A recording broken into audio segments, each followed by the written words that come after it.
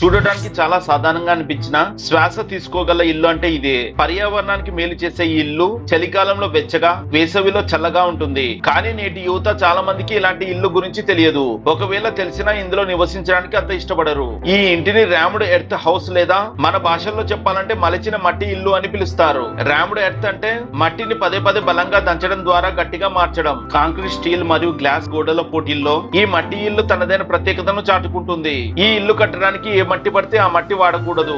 జిగడ మట్టి మరియు ఇసుక సరైన పాలలో ఉంచాలి. మట్టి మరీ జిగడగా ఉంటే గోడలు ఎండిన తర్వాత పగుళ్ళు వస్తాయి. ఇసుక ఎక్కువైతే గోడలకు బలం ఉండదు. పునాదిపై ఒక చెక్క ఫ్రేమ్ ఉంచి అందులో మట్టిని పొరలు పొరలుగా పోస్తారు. ప్రతి పొరను ప్రత్యేకమైన పరికరాలతో బలంగా దంచుతారు. ఈ పని చేసేటప్పుడు కార్మికులు ఒకే శబ్దంతో లయబద్ధంగా బాలి రమ్మలను పైకి ఎత్తి మట్టిపై బాదుతారు. ఈ ఒత్తిడి వల్ల వదులుగా ఉన్న మట్టి రాయిలా గట్టిగా మారుతుంది.